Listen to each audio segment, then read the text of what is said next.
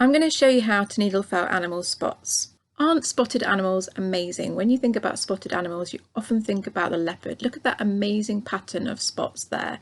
It's amazing for camouflage, and no two animals are the same with their spots.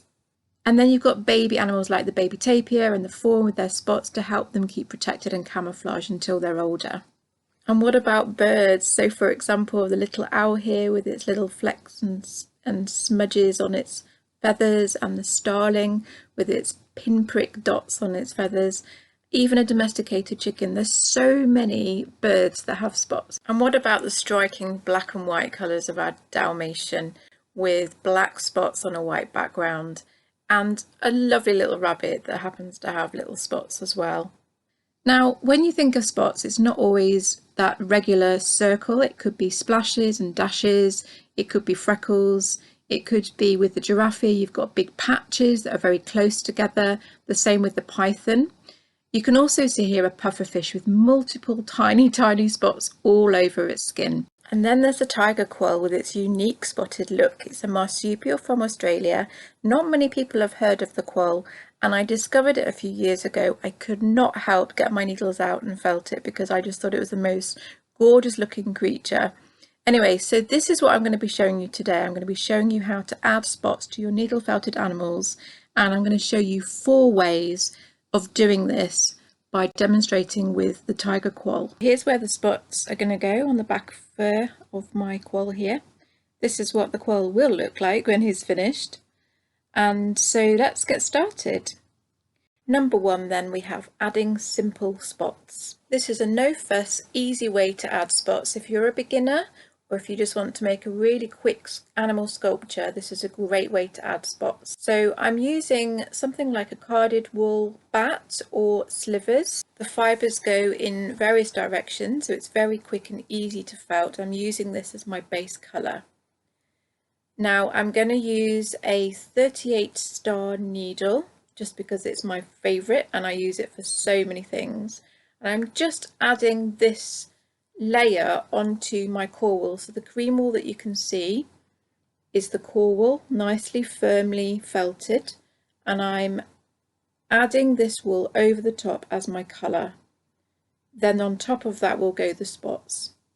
So I'm using this one needle and I'm basically just tucking in, stabbing with my needle and firmly adding the wool into place.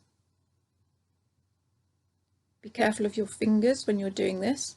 The other thing that you could use is a Clover multi-needle tool. Now I'm going to add all the links to the needles that I'm using in the description below the video. But this tool allows you to have 2 needles, 1 needle even, or as many as 3 needles. I'm just speeding this up so that you can see what I'm doing. And hopefully this is quite basic and you kind of understand the basics already. But I'm adding this very quickly. I obviously can't go as quickly as this in the video, but this is my basic colour for my fur. There we go. Stabbing lots of times to make sure it doesn't pull off. Now I'm going to take, you could have any kind of colour here depending on your animal. Now with the quoll, it's quite a creamy colour. You could also use more subtle colours for your spots, but in this case with the quoll I'm going to use a very similar kind of core wool, taking off just tiny bits, rounding it with my fingers, tucking in any loose fibres to create a lovely kind of spot shape already. And then I'm going to place that directly on top, and then with my needle again, stabbing away, creating the shape that I need. Now the quoll's spots are fairly circular but not completely perfect circles, so it doesn't matter too much if you don't make it a complete circle. Tucking in those edges, making sure it's firmly in place and it's not going to easily pull off. Now this is very much surface work, so you don't need to be stabbing very deep, just making sure that those little tiny barbs catch the fibre as they go in. So I'm going to do the second spot. This is just to demonstrate how you might do it. With some animals, you're going to be doing very tiny spots on a very small surface potentially. I'm showing you 2 fairly large spots just to demonstrate the technique. So there we are, some lovely simple spots, lovely light coloured spots on a dark background. You can continue stabbing, and you could even use a twisted needle to get a smoother finish as well. Okay, number 2, reverse felted spots. Now the reverse needle is a wonderful tool. The barbs are going the opposite direction to the normal needles, and so what happens is when you go to pull, you're going to take this core wool through the darker wool here, and so you're going to pull with your needle, and instead of pushing the fibres in, you're pulling the fibres out, and you're creating kind of a blend of the colour of the dark and the light together. As you can see there, when you pull it, it's fluffy. Now you can use the reverse needle to make fluffy animals, but I really wanted to show you this technique to blend colours, but also to add spots to your needle felted animals as well. I'm creating that area, and then I'm just going to snip away. I don't want it to be fluffy, I actually just want the different colours to come through. Brilliant. So that's another way of doing a spot. It's very subtle. It's not going to be as bright as the white or the cream in the first step that I showed you, but it's going to be another way of creating spots. I'm using my needle again, the 38 gauge star, to put those fibres into place and make it lovely and firmly as a nice uniform shape. I'll just show you again on a second spot here. Pulling. It's a weird feeling actually when you first start using the reverse needle, but you'll soon get used to it, and I just love that feel of pulling things through. It's quite therapeutic. Great, and then just give it a little trim again. It's a brilliant thing to do, and I just love the versatility of this needle. So there we go, that's the second way. Before I show you the third method, I'm going to ask you, what is your favourite spotted animal? There's so many to choose from, I know, but please let me know in the comments. I would love to know. So next up we have number 3, long layered spots. I've already made the quill's tail with this method, and this is the method that I now choose with most of my needle felted animals now. I love the detail. His little tail is going to go right around his body, and you can see the spots are not completely round. This is more kind of natural looking, and when you pluck out some of the fur you can see that it's fairly long. So this is the method I'm going to show you now, and I love this method. It takes a long time to do, but it's really well worth it to get that realistic look. I prefer to use wool tops, or roving as some people call it. The fibres are all going in the same direction, and it's just so much easier to use for long furred animals. I'm using a bright white merino and a natural brown merino top. I'm cutting my pieces into equal sized little piles. I find it's easier to do it this way than kind of cut as you go. It's just so much more efficient. I've made many animals with many hours of doing this, and I just find that it's more organised, and I can be prepared and have the right lengths ready for me as I stab away. So I'm only going to show you a few spots with this method, so I'm only going to do a few piles here and just a little bit of the white as well. By the way, I love these scissors, the stalk scissors. They make me smile every time I use them. I love my Old Faithful nail scissors, but I've bought these recently and they're like a rose gold. I'll leave a link in the description as well.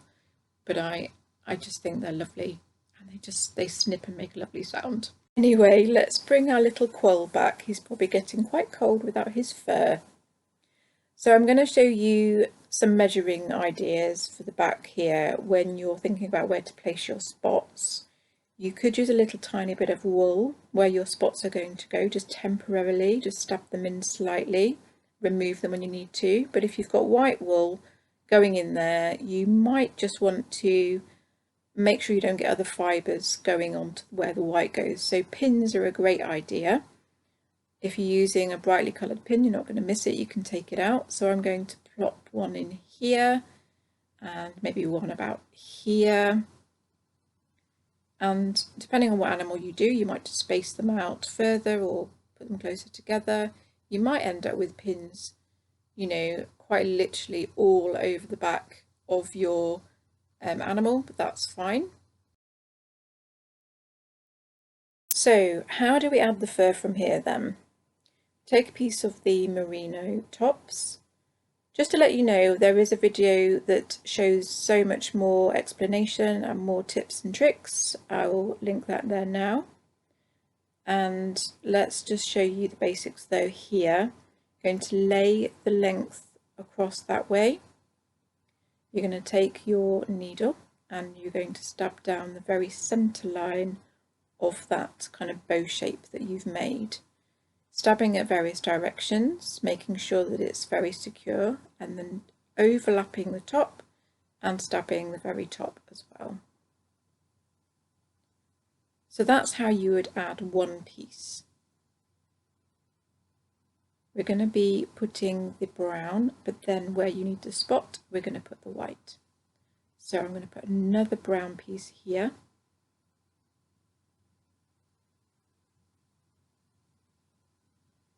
Again, stabbing in the middle, making sure that you grip all of the loose fibres that might be at the edge, keeping it as a kind of bow shape, then folding it over and stabbing the top.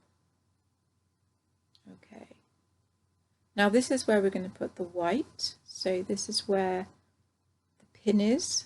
So the very kind of middle of that bow is ideally going to go where that pin is. And that's the thing that's great about these pins.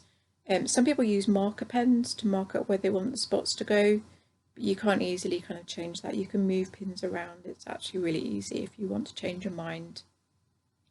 So adding that white bit. Now it doesn't look like a spot at the moment, but it all will become clear in a minute. I'm now going to put a bit of brown next to it.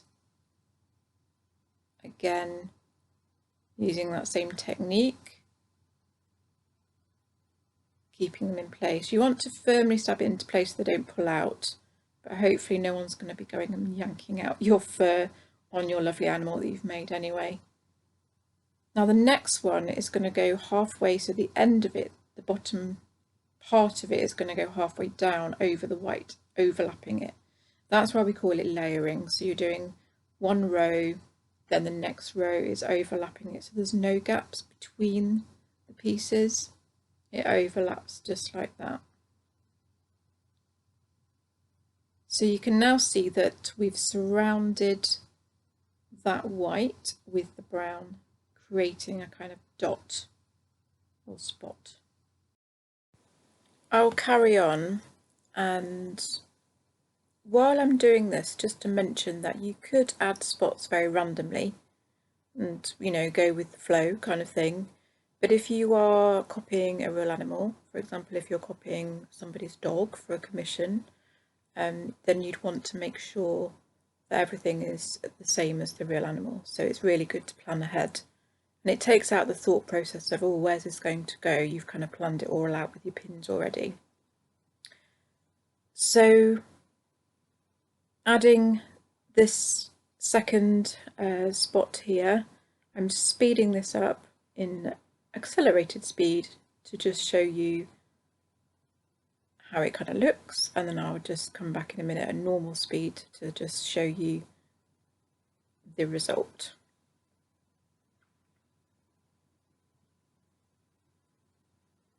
Okay, if I fluff this up now with my needle, you can kind of see that there's more of a spot kind of shape. But if you want them to lay flat, if you want it all to lay flat to the kind of the skin, as it were, then you can use your scissors just to cut a bit more of a shape, like a rounded shape to them. There we are. And this one as well, Just cutting a little bit away. You could have them more square, you could have them more rounded. These are going to be quite round. Now I'm just covering over that other spot because it's quite close up from the first method, but you hopefully can understand how this will look. Now if you're really to fluff it up, some animals do have really velvety, sticky up fur where the fur isn't lying down flat.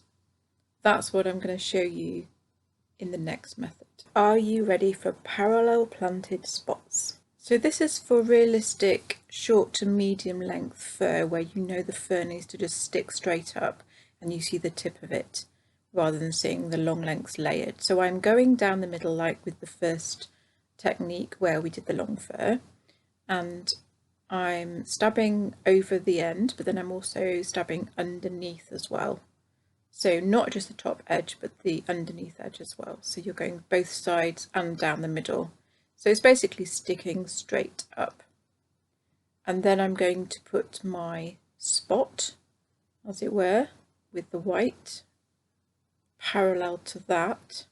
Again, I'm going to stab down the middle, almost like a bow shape, to get it into place.